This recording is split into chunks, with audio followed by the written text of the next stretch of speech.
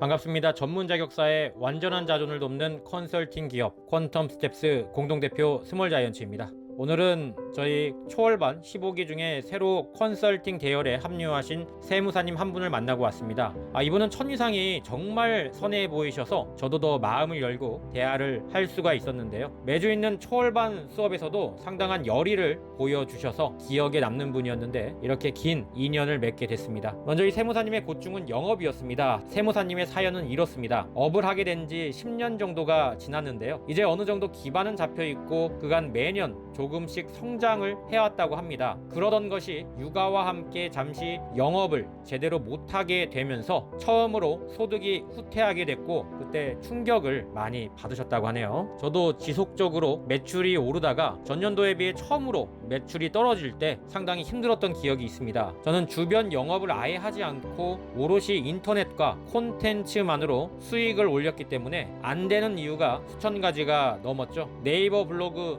순위의 문제인지 아니면 시장의 문제인지 아니면 경쟁업체가 부당한 작업을 한 건 아닌지 별의별 생각이 다 들었습니다. 그러나 결국에는 이 복잡계 속에서 제가 왜 매출이 떨어졌는지는 알 길이 없었고 결국 꾸준히 콘텐츠만은 쌓아가자. 그럼 무너지진 않을 거다라는 생각이 들었죠. 그 결과대로 저는 아직도 건재합니다. 여하튼 세무사님은 그래서 일단 영업은 영업대로 하는 거지만 남들이 다 인터넷 마케팅을 할 때 자신도 같이 합류했어야 했다고 후회를 하시더라고요. 그런데 사실 저는 어쩔 수 없었다고 봅니다. 영업할 시간도 없는데 인터넷 마케팅이나 콘텐츠를 만드는 걸 혼자 다 해내기는 사실상 불가능하기 때문이죠. 그런 까닭에 콘텐츠 생산 조력자인 저희가 등장해 너무 반갑다는 말도 잊지 않으셨습니다. 사실 이처럼 로컬 영업이나 지인 영업은 그런대로 하는데 인터넷 분야는 잘 모르거나 할 짬이 나지 않아서 늘 아쉬워하시는 분들이 생각보다 많습니다. 이 지점에서 제가 드릴 말씀은 차라리 이런 경우가 낫다는 것입니다. 저희도 벌써 15기잖아요. 15번 정도 수강생 팀과 교류를 했습니다.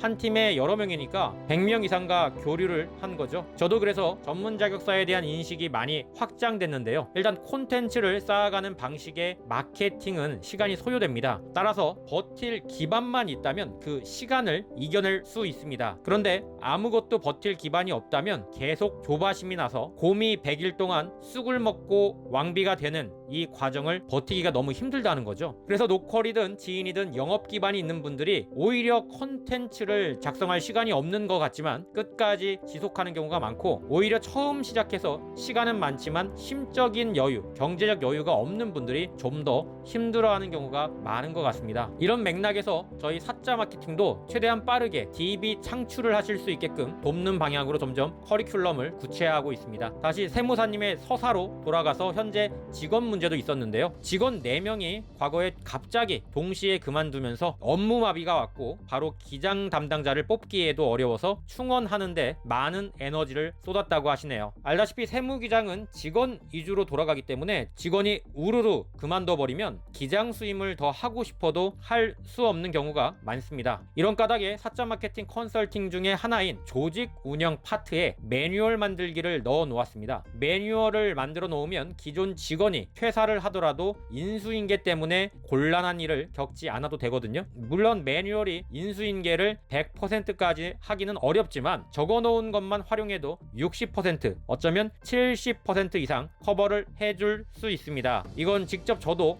해보고 말씀드리는 것이라 틀림없고요. 다만 매뉴얼 제작에 신경을 쓰는 게 쉽지 않다는 거 저도 잘 압니다. 매일매일 업무에 치이는데 매뉴얼까지 만들려고 하니 바지가랑이가 찢어질 수밖에 없죠. 그래서 이런 경우에는 매뉴얼을 조금씩 하루에 10분이라도 만들어가는 걸 추천드립니다. 그리고 그 환경이 안 된다면 사자 마케팅에서 돕고 있으니까 도움을 받으셔도 됩니다. 마지막으로 사자 마케팅 상담 기법 파트에서는 상담 시 원칙적으로 카카오톡방을 열어서 의뢰인과 소통을 해야 한다고 방점을 찍고 있는데요. 기장 업무 같은 경우에 많으면 500곳 이상이 넘기 때문에 사실 모든 카카오톡방의 대표 세무사가 거래처와의 대화에 참여하기가 어려운 게 현실이죠. 이 경우를 두고 일단 폰을 하나 더 만들라고 조언을 해드렸고요. 기장 위에 중요한 대표 세무사가 직접 다 일일이 봐야 하는 의뢰인과 일반 기장 의뢰인을 나눠서 각각 카카오톡에 참여하라고 말씀드렸습니다. 즉 시급하고 중요한 세무조사나 재산세 문제 관련 사건은 A라는 폰으로 자주 들여다보고 일반 기장 수임 사건은 대부분 사무소 직원이 주도를 하기 때문에 B폰을 통해 가끔 들여다보는 정도로 하시면 된다고 조언해드렸습니다. 혹시라도 이 글을 보고 계시는 분들에게 팁이 된다면 한번 꼭 시도해 보시길 바랍니다. 여기까지 사자 마케팅 공동대표 스몰 자이언츠였습니다.